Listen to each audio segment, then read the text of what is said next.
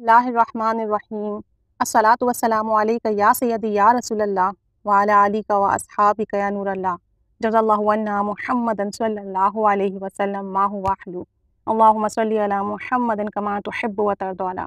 درود شریف اور چھوٹا کام لیکن بہت بڑا انعام۔ ایک مرتبہ سرکار دو عالم رحمت للعالمین صلی اللہ تعالیٰ علیہ وآلہ وسلم نے فرمایا، جو شخص خلوص دل سے دن میں ایک مرتبہ مجھ پر درود شریف پڑھے گا تو جنت کی بشارت ملنے سے قبل نہیں مرے گا۔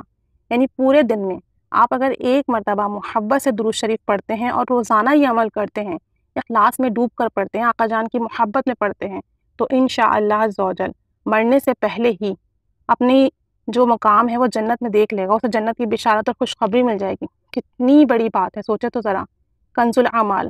تو محبت سے ایک دفعہ درود شریف پڑھ لیجئے، صلی اللہ علی محمد صلی اللہ علیہ وآلہ وسلم۔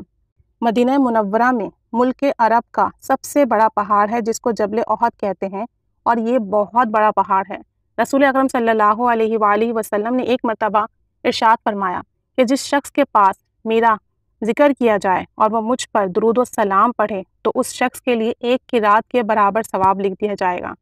وہ قرات احد پہاڑ کے مطابق ہوگا۔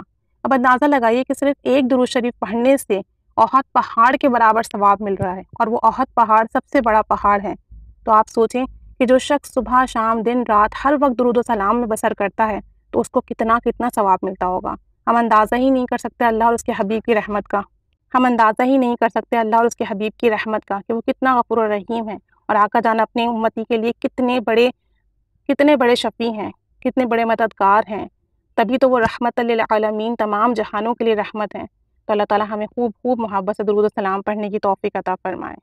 ایک اور جگہ درود شریف کی بابت یہ آتا ہے کہ جو شخص رات کو تہجد کے وقت اٹھے اور وضو کرے اور پھر تہجد کی نماز ادا کرے اور اس کے بعد اللہ تعالیٰ کی حمد کرے اور بعد میں نبی کریم صلی اللہ علیہ وآلہ وسلم پر درود و سلام بھیجے تو وہ شخص قطعی جنتی ہے۔ یعنی کہ اس شخص کے لیے جنت کی بشارت ہے جو تہجد کی نماز پڑھ کر اللہ کا ذکر کر درود و سلام پڑھے۔ اللہ تعالیٰ ہمیں بھی یہ توفیق عطا فرمائے، خوب درود و سلام پڑھنے کی توفیق و سعادت نصیب فرمائے، خاص کر تہجد کے وقت، کیونکہ تہجد کے وقت کا درود و سلام کبھی بھی رائے گا نہیں جاتا، ضرور قبول و مقبول ہوتا ہے۔